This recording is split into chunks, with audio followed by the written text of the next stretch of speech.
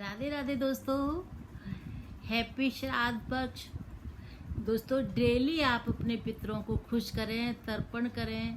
तर्पण कैसे करें कि पौधों में अच्छे से मन से जल लगाएं कि हे पितृदेवता, आप ही हैं जो इतने हरे भरे पौधे हो रहे हैं और हम पे कृपा कीजिए। इस तरह से कौओं को ऊपर खाना खिलाएं, कुत्तों को रोटी दें, गाय को दें, छत पर दाना डाल के आएं। इन सब कामों से पितर बहुत जल्दी खुश होते हैं और ये हमेशा ही करें। ये श्राद्ध के दिनों में तो सब करते ही है, लेकिन अगर इन सब चीज़ों का नियम बना लें हम, तो हमें कोई भी दुख नहीं होता। तो आज जो मैं तीसरा अध्याय सुनाने जा रही हूँ महात्म सहित, ये बहुत ही बढ़िया अध्याय है, बहुत ही प्यारा, इससे बहुत फलदायी है। तीसरे अध्याय, अगर हमें अपने पितरों का ये नहीं पता कौन सी तिथि को हमें श्राद्ध हुआ है, या हम खाली अमावस्या को ही श्राद्ध करते हैं सभी का, भूले बिछड़े अपने पितरों का, तो हम तीसरा अध्याय जरूर पढ़ें। तीसरा अध्याय इतना लाभकारी और फलदायी है, बहुत ही पुण्य देने वाला है। तो तीसरा अध्याय सुनाने जा रही हूँ महात्म सहित। बोलो श्री कृष्ण भगवान की जय। राधे राधे। तो दोस्तों, तीसरे अध्याय में अर्जुन ने श्री कृष्ण से पूछा है कि हे जनार्दन, यदि निर्वाण पद ब्रह्म पद सबसे श्रेष्ठ है, तब घोर भयानक कर्म जो यह युद्ध है, इसमें मुझको क्यों जोड़ते हैं आप? मिले हुए से वचनों को कहकर मेरी बुद्धि क्यों मोहते हो? कहाँ निर्वाण पद और कहाँ यह युद्ध? इस तीसरे अध्याय में अर्जुन पूछ रहे हैं कि निर्वाण पद से श्रेष्ठ है, ब्रह्म पद सबसे श्रेष्ठ है निर्वाण पद, तब इस भयानक कर्म से मुझे क्यों जोड़ते हैं? हे माधव, जो ये कृष्ण और अर्जुन संवाद है, हम सबका कल्याण करने वाला है। एक बात निश्चय करके कहिए जिससे मेरा कल्याण हो। हमें मोह में मत डालिए कृष्ण, एक बार निश्चय करके कहिए जिससे मेरा कल्याण हो। श्री कृष्ण भगवान बोले, हे निष्पाप अर्जुन, मैं पहले ही समझा चुका हूं कि इस लोक में दो प्रकार की निष्ठा कही गई है। अर्जुन को कितने प्यारे प्यारे नामों से पुकारा है। कृष्ण कितना प्यार करते हैं अर्जुन को। कभी कहेंगे, हे अर्जुन, मुझे तुझसे बहुत प्रेम है, हे अर्जुन, मुझे तुझसे बहुत प्रीति है, इसलिए मैं तुझे ये सब सुना रहा हूँ। हे अर्जुन, तू निश्चल है, तू किसी पर मतलब द्वेष नहीं करता, तू सबसे प्रेम करता है। मैं तुझसे बहुत प्यार करता हूँ हे अर्जुन, सुन। इतने प्यारे प्यारे से शब्द कह के अर्जुन को कितना प्यार। हे कृष्ण, आप हमें ऐसे कब प्यार करेंगे? श्री कृष्ण भगवान बोले, हे निष्पाप अर्जुन, कभी कहेंगे निष्पाप, कभी कहेंगे मुझे तुझसे बहुत प्रीति है। मैं पहले ही समझा चुका हूँ कि इस लोक में दो प्रकार की निष्ठा कही है, एक तो सांख्य वालों का ज्ञान और दूसरा योगियों का कर्म योग। जो पुरुष कोई कर्म ना करे, अर्थात सभी कर्मों को त्याग दे और कहे कि मैं निकर्मी सन्यासी हूँ, वह सन्यासी नहीं है, न निकर्मी है। प्राणी तो माता के गर्भ में आने से लेकर मरने तक कर्म करता ही रहता है, बिना कर्म किए कभी रहता नहीं। कर्मों का त्याग करके संन्यास करने से किसी को सिद्धि नहीं मिलती। जो अज्ञानी कर्मेंद्रियों को रोककर आत्मचिंतन करने के बहाने विषयों की चिंता करता है, वह पाखंडी और मिथ्याचारी कहलाता है। जो इंद्रियों को दमन कर विषयों में प्रवृत्त न होने देकर उनसे कार्य लेता है, जो इंद्रियों को मन से दमन कर विषयों में प्रवृत्त न होने देकर उनसे कार्य लेता है, वह कर्मयोग का अभ्यास कहलाता है और श्रेष्ठ कहलाता है। अपने धर्म के मनुष्य को नियमित कर्म करने चाहिए, क्योंकि कर्म ना करने से कर्मों का करना अच्छा है। बिना कर्म किए तुम्हारे शरीर का निर्वाह नहीं हो सकता। हे कौन्तेय, अब नाम माँ के नाम से पुकारा है कृष्ण ने। हे कौन्ते, यज्ञ के निमित्त किए जाने वाले कर्मों को छोड़कर जितने कर्म हैं उनके करने से मनुष्य को बंधन होता है। निमित्त के मतलब भगवान के निमित्त किए जाने वालों से बंधन नहीं होता, और निमित्त को छोड़कर जो कर्म करते हैं उनसे बंधन होता है। अतएव तुम फल की इच्छा त्याग कर यज्ञ के लिए कर्म करो। सृष्टि के आरंभ काल में ब्रह्मा जी ने यज्ञ सहित प्रजा को उत्पन्न कर कहा कि यज्ञादि कर्म करके वृद्धि को प्राप्त होगो। यही सब कर्म तुम्हारे निमित्त कामधेनु होवेंगे। इस यज्ञ से तुम देवताओं को संतुष्ट करो और देवता भी तुम्हें संतुष्ट करेंगे। इस प्रकार परस्पर बर्ताव करते हुए तुम और देवता कल्याण को प्राप्त होवेंगे। यज्ञ आदि से प्रसन्न होकर देवता तुम्हें इच्छित सुख की सामग्रियां देंगे, परंतु उनके दिए हुए दान को जो उनका भोग लगाए बिना ग्रहण करता है वह चोर है। पंच महायज्ञ करके जो शेष बचा हुआ भोग ग्रहण करते हैं वे सब पाप से मुक्त हो जाते हैं, और जो अपने निमित्त ही अन्न पकाते हैं वे पापी पुरुष पाप का ही भक्षण करते हैं। अन्न से ही प्राणियों की उत्पत्ति होती है। अन्न मेघ से उत्पन्न होता है, मेघ यज्ञ से द्वारा जल बरसता है, और यज्ञ की उत्पत्ति कर्म से होती है। कर्म की उत्पत्ति ब्रह्म से हुई और ब्रह्म अक्षर परमात्मा से। इस कारण सदा सब पदार्थों में रहने वाला जो ब्रह्म है वह सब यज्ञों में प्रस्तुत है। हे पार्थ, इस प्रकार चलाए हुए चक्र के अनुसार जो नहीं चलता वह पापमय है। जो पुरुष आत्मा में ही रत रहता है और आत्मा आनंद के अनुभव से ही तृप्त रहता है, उसे कुछ भी कार्य शेष नहीं। वह कोई कार्य करे या ना करे, उसे कोई प्रयोजन अथवा लाभ नहीं।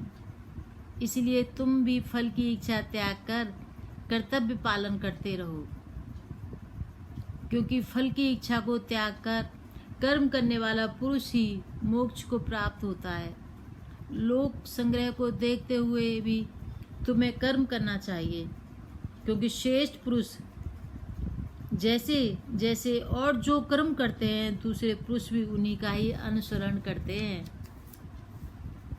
हे पार्थ, अब पार्थ कहा है अर्जुन को, मुझे तीनों लोकों में कुछ भी अब प्राप्त नहीं है और न ही मेरे करने योग्य कोई कर्म है, किंतु मैं फिर भी कर्म करता हूँ। यदि मैं ही कर्म ना करूँ तो सब लोग भी कर्म से विमुख होकर नष्ट हो जाएंगे। इससे मैं ही वर्ण संकरों की उत्पत्ति का हेतु बनकर प्रजा को नष्ट करने वाला समझा जाऊंगा। जिस प्रकार अज्ञानी फल की इच्छा करके कर्म करता है, वैसे ही ज्ञानी को फल की इच्छा न करते हुए कर्म करने चाहिए। उससे ये कर्म लोक शिक्षा की इच्छा से करने चाहिए। कर्म में आसक्त अज्ञानियों की बुद्धि में ज्ञानी भेद का भाव उत्पन्न ना करें, परंतु आप स्वयं कर्म करता हुआ उससे भी प्रसन्नतापूर्वक कर्म कराएं। हे अर्जुन, सब कर्म प्रकृति के गुण से ही उत्पन्न होते हैं, परंतु जिनकी बुद्धि अहंकार से भ्रष्ट है ऐसे मूर्ख लोग समझते हैं कि हम करता हैं। परंतु जो गुण और कर्म के विभाग का सच्चा तत्व जानता है वह ज्ञानी पुरुष यह समझकर उसमें आसक्त नहीं होता कि गुणों का यह खेल आपस में हो रहा है। हे अर्जुन, अध्यात्म बुद्धि से तुम सभी कर्मों को मुझ में अर्पण करो और फल की आशा छोड़कर युद्ध करो। दोस्तों, जो ये कहा है गोविंद ने कि परंतु जिनकी बुद्धि अहंकार से भ्रष्ट है ऐसे मूर्ख लोग समझते हैं कि हम करता है। जैसे कि हमने बहुत अच्छी बहुत प्यारी सी कोठी बनाई है, बंगला बनाया, तो हम कहेंगे ये मैंने बनाया है और मैंने अपने बच्चे को पढ़ाया है, इतनी अच्छी एजुकेशन दी है, मैंने अपने बच्चे को विदेश भेजा है, मैंने ये काम करा है, मैंने वो काम करा है। ये नहीं पता कि हम सब करता है, हम उनकी कठपुतली हैं और मजदूर हैं, हम उनके कठपुतली है। करने वाला तो वही है, उसकी इच्छा के बिना पत्ता ही नहीं हिलता, हवा नहीं चलती, कुछ नहीं, उसके इशारे से ही तो सब काम होते हैं। तो जब हम ये अच्छा अच्छा करते हैं तो हम अपना नाम ले देते हैं, ये मैंने किया है, ये मैंने किया है। और देखो, जब कोई बुरा काम हो जाता है, गलत हो जाता है, हमारा अनचाहा, हमें अच्छा नहीं लगता, हमारे साथ दुर्घटना हो जाती है, तो क्योंकि भगवान ने किया है, हे भगवान ये तूने क्या कर दिया। अरे अच्छे अच्छे काम तो हम अपने लिए करें, हमने करा, ये हमने करा, मैंने ही करा, मैंने। और कोई भी कुछ भी काम हो जाएगा बुरा जो अनचाहा, तो ए भगवान तुमने क्या कर दिया, ये क्या। अरे जब भगवान ही करते हैं तो अच्छा काम भी भगवान ने किया है, बुरा काम भी भगवान ने किया है, तो फिर हम बुरे अच्छे काम को क्यों कहें कि मैंने किया है। इसको भी हम सोचें, ये सब भगवान ने किया है, हम करने वाले कौन हैं। मैं अपनी माँ को कहती थी कि माँ जल्द बार बार जीने पे मत चढ़ाकर, 3 मंजिल पर बार बार जाती है धूप सेकने, गिर जाएगी किसी दिन, बुढ़ापा हो रहा है, हड्डी टूट जाएगी। तो कहती नहीं गिरूंगी, जिस दिन गिराएगा गोविंद खड़े खड़े गिरा देगा, एक झटके में गिरा देगा, हड्डी भी तोड़ देगा, उसकी बिना इच्छा से मैं गिर नहीं सकती। इतनी उनको गीता बहुत पढ़ती थी मेरी माँ, हर समय गीता पढ़ती थी, कहीं भी जाती थी गीता उनके बैग में रखी रहती थी, ढूंढती रहती थी हर घर में गीता। चलो रामायण खरीद के लाए, चलो महाभारत खरीद के लाए, बस ग्रंथों में ही उनका ध्यान रहता था। जोर जोर से पढ़ो ऐसे बोलती थी, मन में नहीं पढ़ो, जोर जोर से पढ़ो, दीवारें भी सुनेंगी, ये कहती थी दीवारें भी सुनेंगी, हवाएं भी सुनेंगी गीता और रामायण। जैसे कभी कभी मन नहीं करता, गले में दर्द हो रहा है, तो मन मन में पढ़ लेते हैं रामायण, नहीं जोर जोर से बोलो, जोर जोर से पढ़ो, ऐसे बोलती थी। हे गोविंद, मैं जो भी गीता का पाठ कर रही हूँ डेली, मेरे सभी पितरों को अर्पण करती हूँ आपके चरणों में। आप उन्हें बहुत सुख और बहुत प्यार, उन्हें संतुष्ट करें। जब तक मैं जिंदा हूँ, जब तक मैं गीता पढ़ूंगी, सब अपने पितरों को, उसका फल पितरों को मेरी तरफ से गोविंद आप स्वीकार करें। और दोस्तों, आप सब भी ऐसी गीता पढ़ के उसका फल अपने पितरों को जरूर दें। तो ज्ञानी पुरुष ये समझकर आसक्त नहीं होता, गुणों का यह खेल आपस में हो रहा है। हे अर्जुन, अध्यात्म बुद्धि से तुम सभी कर्मों को मुझ में अर्पण करो, फल की आशा छोड़कर युद्ध करो। जो पुरुष श्रद्धा पूर्वक मेरे वचनों में दोष दृष्टि न करके मेरे इस मत के अनुसरण आचरण करते हैं, वे कर्म बंधन से मुक्त हो जाते हैं।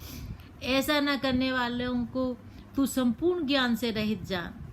प्राणी को समझना चाहिए कि अपना कठिन धर्म भी दूसरे के सहज धर्म से श्रेष्ठ होता है। अपने धर्म में मरना सर्वथा कल्याणकारी होता है और अन्य धर्म अकल्याणकार हैं। हे श्री कृष्ण, भगवान श्री कृष्ण की बात सुनकर अर्जुन ने पूछा, हे श्री कृष्ण, पुरुष को पाप कर्म की इच्छा न होते हुए भी कौन उसे बलात् पाप करने पर विवश करता है।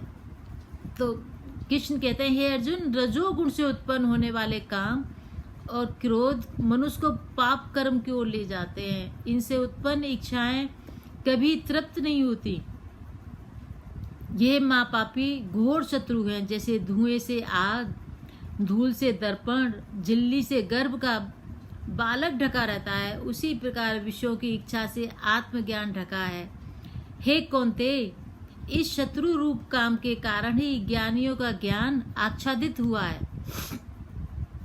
इंद्रियां, मन और बुद्धि इस काम के सहायक हो जाते हैं, क्योंकि विषयों की इच्छा इनके सहारे ही ज्ञान को ढककर जीव को मोहित कर लेती है।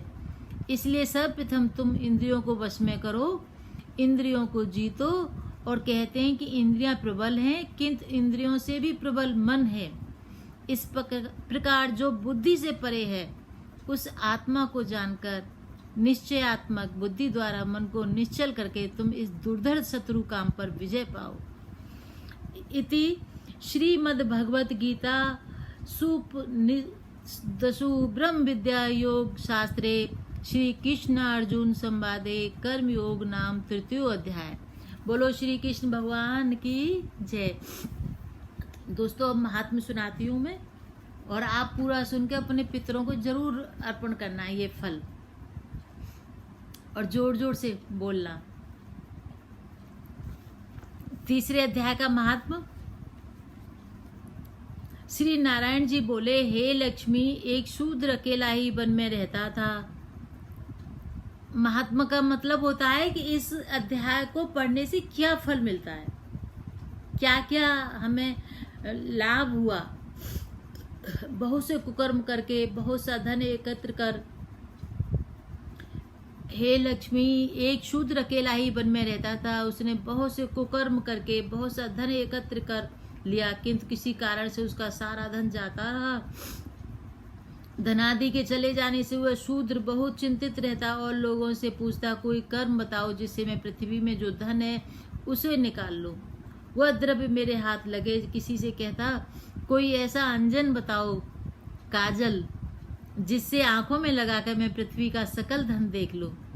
तब किसी ने उससे कह दिया कि मांस मदिरा खाया पिया कर वह उसके अनुसार यह खोटे कर्म करने लगा और चोरी चकारी करने लगा। एक दिन अपने चोर साथियों द्वारा वह मारा गया और मरकर प्रेत योनि को प्राप्त हुआ। प्रेत बनकर वह एक वट वृक्ष पर रहने लगा। वह बड़ा दुख पाता और हाय हाय करता रहता, विलाप करता और कहता कि मेरे कुल में क्या कोई ऐसा नहीं है जो मुझे अधम देह से छुड़ाए। इसी प्रकार उसे बहुत समय गुजर गया। इसी बीच उस शूद्र की पत्नी ने एक पुत्र को जन्म दिया। जब उसका पुत्र बड़ा हुआ तो उसने अपनी माता से पूछा, हे माता, मेरे पिता क्या करता था और उसकी मृत्यु किस प्रकार हुई। तब माता ने उसे बताया, बेटा, तेरा पिता के पास बहुत सा धन था जो यूं ही जाता रहा। फिर एक दिन वह धन की लालसा से चोरी करने गया तो दूसरे चोरों ने उसे मार दिया। हे माता, क्या तूने उसकी गति कराई थी। माता ने कहा, नहीं। हे माता, हमें उसकी गति करानी चाहिए। पुत्र ने कहा, फिर पंडितों से सब हाल कहकर पूछा कि मेरे पिता का उद्धार किस प्रकार होएगा। तब पंडितों ने कहा, तू गया जी जाकर उसकी गति करा, तब तेरे पितरों का उद्धार होगा। बेटा अपनी माँ की आज्ञा लेकर गया जी को चला। प्रयागराज के दर्शन स्नान करके आगे बढ़ा तो एक वृक्ष के नीचे सुस्ताने बैठ गया। वहां उसे बड़ा भय लगा। यह वही वृक्ष था प्रेत योनि को प्राप्त होकर जिस पर उसका पिता निवास करता था। उसी जगह चोरों ने उसे मारा था। तब उस बालक ने अपना गुरु मंत्र पढ़ा। उसका एक नियम और भी था, वह नित्य श्री गीता जी का एक अध्याय पढ़ा करता था। उस दिन उसने उस वृक्ष के नीचे बैठकर श्री गीता जी के तीसरे अध्याय का पाठ किया। उसके पिता ने प्रेत योनि में उसे सुना, जिससे उसकी प्रेत देह छूट गई और तत्क्षण ही उसे देवदेही प्राप्त हो गई। स्वर्ग से विमान आए। विमान पर चढ़कर वो उसके सामने आया और आशीर्वाद देते हुए बोला, हे पुत्र, मैं तेरा पिता हूँ जो मरकर प्रेत हो गया था। तेरे इस पाठ को श्रवण करके ही मैंने प्रेत योनि त्याग कर देव देही पाई है। मेरा उद्धार हो गया है। अब तुझे गया जी जाना है तो अपनी खुशी से जा। जिस कार्य से तू गया जी जाना चाहता था वह तो यही इस पाठ से पूर्ण हो गया। यह सुनकर पुत्र ने कहा, हे पिताजी, अब कोई और आज्ञा हो तो कहें। हे पुत्र, मेरे 7 पीढ़ियों तक के पितर नरक में पड़े हैं। वे सब बड़े दुखी हैं। तू श्री गीता जी के तीसरे अध्याय का पाठ करके इसका फल उन्हें दे दे, जिससे वे भी इस दुख से मुक्ति पावे। यह आदेश देकर वह देवदेही स्वर्ग को प्रस्थान कर गया। तब उस बालक ने वहीं बैठकर श्री गीता जी के तीसरे अध्याय का पाठ किया और इसका पुण्य अपने पितरों को देकर उन्हें बैकुंठगामी किया। तब यमदूतों ने राजा धर्मराज के पास जाकर कहा, महाराज, नरक में तो बहुत से लोग नहीं हैं, वहां तो उजाड़ पड़ा है। जो कोई जन्मों के पाप कर्मी थे उन्हें श्री ठाकुर जी के दूत विमानों पर बैठा कर ले गए। यह सुनते ही धर्मराज बैकुंठ धाम जाकर श्री नारायण जी के सम्मुख उपस्थित हुए और बोले, हे देवादिदेव, जो जीव जन्म जन्मांतर के पापी थे, आपके दूत उन्हें विमानों पर बैठाकर बैकुंठ को ले गए हैं। अब नरक भोगने का दंड किसे और किस प्रकार देवें। हे धर्मराज, तू दुखी मत हो और मेरी बात ध्यान देकर सुन। जो जीव श्री गीता जी का पाठ पढ़े या श्रवण करे या कोई किसी को पाठ किए का फल दान करे तो तू उन जीवों को कभी नरक ना देना, ये मेरी आज्ञा है। श्री नारायण जी लक्ष्मी जी से बोली, हे लक्ष्मी, श्री नारायण जी लक्ष्मी जी से बोले, हे लक्ष्मी, गीता जी के तीसरे अध्याय का फल मैंने तुझसे कहा। श्री गीता जी के तीसरे अध्याय के पढ़ने या श्रवण करने से पापी भी वैकुंठ धाम का अधिकारी हो जाता है। बोलो सच्चिदानंद भगवान की जय। तो दोस्तों, ये तीसरा जो अध्याय इतना फलकारी है कि अगर हमें किसी का नहीं पता हमें अपने पितरों के लिए कौन सा अध्याय पढ़ना है, तो हम तीसरे अध्याय का फल उन्हें दे सकते हैं। तीसरे अध्याय का श्रवण करके और दूसरों को भी सुनाकर उन्हें दे सकते हैं। इस तरह से ये तीसरे अध्याय का महात्म और अध्याय पूर्ण हुआ है। तो जय श्री कृष्ण दोस्तों, राधे राधे।